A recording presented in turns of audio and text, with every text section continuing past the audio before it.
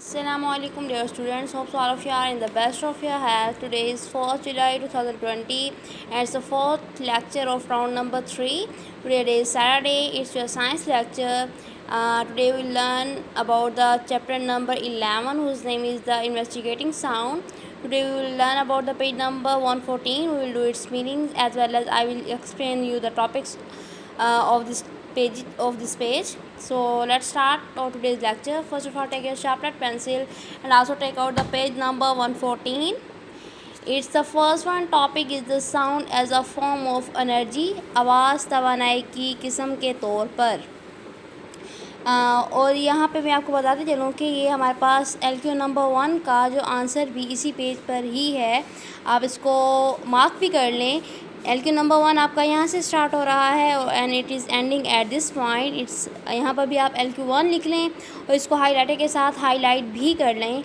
इसमें हम ये पढ़ेंगे कि इससे पहले हमने कल के प्रीवियस लेक्चर में पढ़ा था कि आवाज़ क्या होती है, ये किस तरह से प्रोड्यूस होती है। हमने ये पढ़ा था कि बेसिकली कोई भी चीज़ जब वाइब्रेट करती है तभी हमारे पास जो है वो आवाज़ पैदा होती है। सॉलिड, लिक्विड, गैसेस तीनों मीडियम्स में पैदा हो सकती है। We know that energy can do work, कि एनर्जी जो है, तवानाई जो है वो काम कर सकती है, वर्क कर सकती है। वर्क इज़ डन, और वर्क उसी वक्त डन होता है व्हेन समथिंग इज़ मूव, जब कोई चीज़ हरकत करती है। जिससे हमने बताया था कि energy is the ability to do work, कि किसी भी काम को करने की एबिलिटी को हम एनर्जी कहते हैं, तवानाई कहते हैं। We have also learn that sound is a kind of energy, कि आवाज़ भी जो है वो एनर्जी की ही एक किस्म है, तवानाई की ही एक किस्म है। When we strike a drum, इसके लिए हमने बेसिकली बहुत सिंपल सी एग्जांपल ली है कि हम जब भी किसी ड्रम को स्ट्राइक करते हैं, साउंड इज़ प्रोड्यूस, तो क्या है, आवाज़ पैदा होती है। Ultimately the sound is produce because the drum skin vibrates. अब वो आवाज़ पैदा क्यों होती है? क्योंकि ड्रम की जो स्किन है वो वाइब्रेट करती है, थरथराहट पैदा होती है उसमें। जब थरथराहट पैदा होगी, वाइब्रेट करेगी, तभी जाके जो साउंड जो है वो प्रोड्यूस हो पाएगी। अगर तो वाइब्रेशन नहीं होती तो ऑब्वियसली साउंड भी प्रोड्यूस नहीं होगी। दिस साउंड वाइब्रेट्स, और एयर ड्रम, ये जो है साउंड जो है वो वाइब्रेट करती है हमारे एयर ड्रम को, एंड वी हियर इट, और हम इसे सुन पाते हैं। अब यहाँ पे नेक्स्ट है कि कुछ जो मैंने बताया था, कुछ लाउड साउंड होती हैं, कुछ सॉफ्ट साउंड होती हैं, कुछ प्लेजेंट होती हैं, कुछ अनप्लेजेंट होती हैं। तो इस तरह हमारे पास यहाँ पे क्या है, दिस साउंड लार्जर अमाउंट का आप मीनिंग लिखेंगे मिकदार। Larger amount of energy can produce louder sounds, के ज़्यादा मिकदार में जो एनर्जी है वो लाउडर साउंड प्रोड्यूस करती है। इसके बरक्स, if a drummer beats the drum with the lot of force it will make a loud sound, कि अगर ड्रमर जो है वो ड्रम को बहुत ही ज़्यादा फोर्स से बीट करता है तो ऑब्वियसली क्योंकि एनर्जी ज़्यादा है तो साउंड भी जो है वो ज़्यादा लाउडर होगी।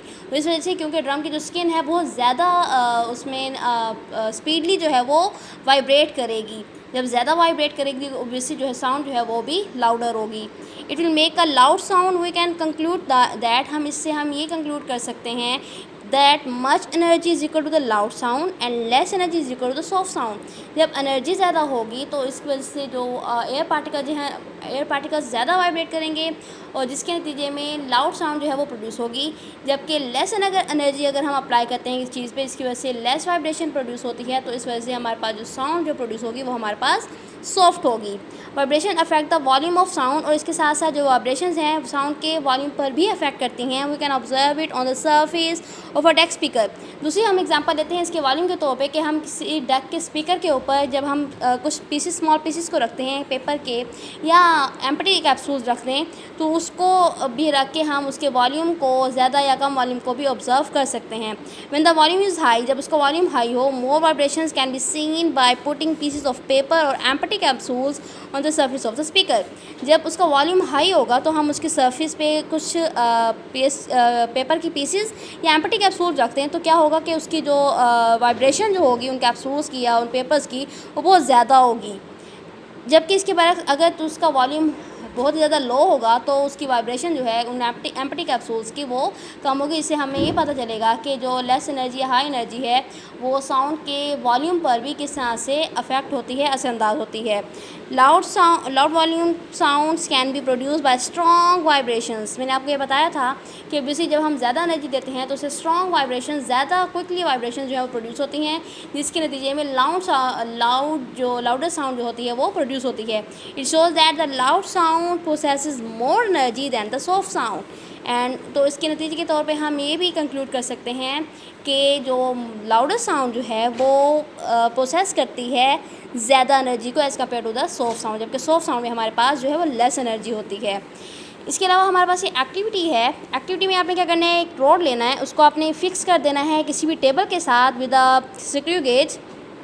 अब आपने क्या करना है कि फर्स्ट वन में है press the free end of the metre rod gently. आपने इसका फ्री एंड को जेंटली जो है वो मूव आउट करना है। It will vibrate slowly and will produce a soft sound, क्योंकि बहुत ही जेंटली वाइब्रेट होगा, स्लोली वाइब्रेट होगा, तो इसकी वजह से जो है वो बहुत ही सॉफ्ट साउंड प्रोड्यूस होगी।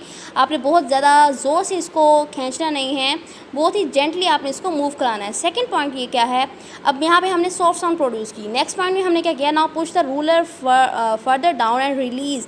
अब इसको क्या करना है, आपने बहुत ही नीचे तक लेके आना और फिर इसको रिलीज़ कर देना है। तो अब आपके देखेंगे a louder sound is produced with a higher number of vibrations. अब इसमें एक तो इसमें वाइब्रेशंस आप बहुत ही केयरफुली आप देख पाएंगे कि इसमें जो वाइब्रेशन जो होंगी वो बहुत ज़्यादा होंगी, तो इस वजह से इसके साथ साथ इसकी जो साउंड होगी वो भी ज़्यादा होगी। तो ये जैसे कि मैंने आपको स्टार्टिंग में बताया था कि ज़्यादा वाइब्रेशन जो होती हैं वो ज़्यादा साउंड प्रोड्यूस करते हैं, लाउडर साउंड, और जो कम वाइब्रेशन जो होती हैं वो कम साउंड प्रोड्यूस करती हैं। और इन दोनों के प्रोड्यूस करने में हमारे पास एनर्जी का जो है वो मेन किरदार होता है, मेन पार्ट होता है कि हम उसको एनर्जी कितनी प्रोवाइड कर रहे होते हैं या उसको एनर्जी कितनी दी जा रही होती है। ज़्यादा एनर्जी होगी तो ऑब्वियसली ज़्यादा साउंड होगी, स्ट्रॉन्ग साउंड होगी। अगर कम एनर्जी होगी तो ऑब्वियसली सॉफ्ट साउंड होगी, और सॉफ्ट साउंड हमेशा प्लेजेंट साउंड्स में भी शुमार होती हैं। Whenever work is done on an object, energy is given to it. In this case, the energy of your hand produces vibrations in the ruler. The ruler produces sound energy in exchange of your energy. And another important thing, energy must always be added to an object to produce sound. कि किसी भी object से sound को produce करने के लिए हमने लाजमी तौर पे उसे एनर्जी देनी होती है। अगर हम एनर्जी देंगे, वाइब्रेशन प्रोड्यूस होंगी, तो तभी जाके वो चीज़ जो है वो साउंड प्रोड्यूस कर पाएगी। अगर तो हम एनर्जी नहीं देते किसी भी चीज़ को, किसी भी ऑब्जेक्ट को, उसको हम प्रोवाइड नहीं करते, वैसे ना वाइब्रेट होगी और ना ही साउंड प्रोड्यूस होगी। So it's is very important that energy must always be added to an object to produce sound in any object. So hopes students का आज का लेक्चर जो है वो आपने अंडरस्टैंड कर लिया होगा। So have a nice time and अल्लाह हाफिज़।